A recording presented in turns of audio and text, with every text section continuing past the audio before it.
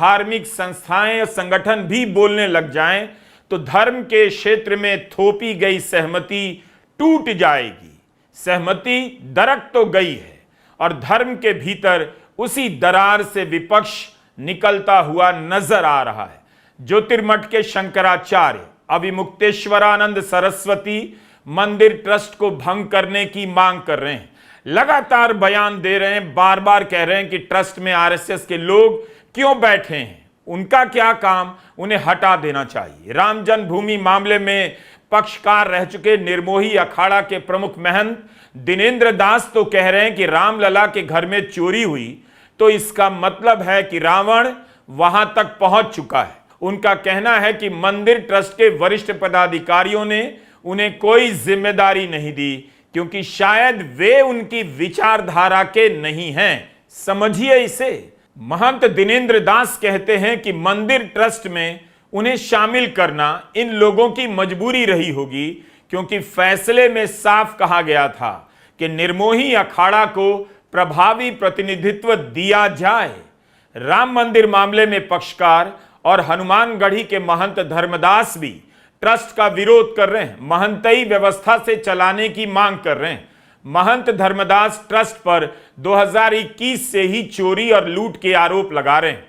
2021 में इन्होंने थाने में तहरीर दी थी कि मंदिर का पैसा व्यापार में लग रहा है। यह क्लिप उसी समय की खबर की है, लेकिन तब उनकी बातों पर इतना हंगामा नहीं मचा होगा, इसीलिए कि धर्म के क्षेत्र पर बीजेपी, आरएसएस और मोदी सरकार का पूरा कंट्रोल कायम हो गया था।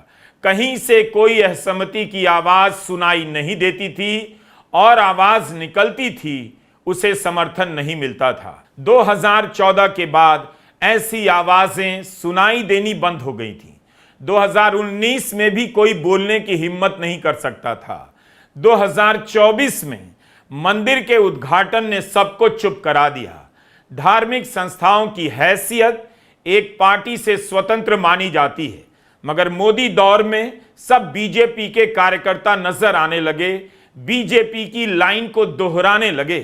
बीजेपी जिस भी चाबुक से सारे धार्मिक संगठनों को हाँक रही थी, मंदिर कांड के बाद कई सारे संतों ने सामने आकर उस चाबुक को पकड़ लिया है। संतोष दुबे अयोध्या में अकेले मोर्चा खोलकर बैठे हैं, हर दिन इंटरव्यू दे रहे हैं, अपनी जान पर खतरे की बात करते हैं, उनका इंटरव्यू दिखाया भी जाता है। संतोष चोरी धांधली से लेकर आरएसएस बीजेपी के कंट्रोल के खिलाफ बोल रहे हैं। 2019 में यही संतोष दुबे बोलते तो कोई गोदी चैनल नहीं दिखाता, लेकिन आज इनकी प्रोफाइल छप रही है। चंपत राय, अनिल मिश्रा के बहाने आरएसएस वीएचपी के कंट्रोल पर खुलकर बोल रहे हैं। इसीलिए धर्म के क्षेत्र में जो विपक्ष बन रहा है, विरोध के स्वर फूट रहे हैं, उसे सुनिए। हो सकता है कुछ समय बाद ये आवाजें शांत हो जाएं, लेकिन एक संभावना दिखती है कि धार्मिक संस्थाओं पर आरएसएस के कंट्रोल का संबंध केवल सत्ता की ताकत से है। जब भी वो कमजोर दिखेगी, इस तरह की आवाजें फिर से सुनाई देने लग जाएंगी। इसीलिए मंदिर कांड का उजागर करने वाले विपक्षी दलों को बीजेपी आगे बढ़कर टारगेट कर रही है, मगर दूसरी तरफ अयोध्या के लोग और संत जब आरएसएस वीएचपी के कंट्रोल को टारगेट करते हैं तब चुप रह जाती है। उन्हें रामद्रोही या धर्मद्रोही नहीं कह पाती।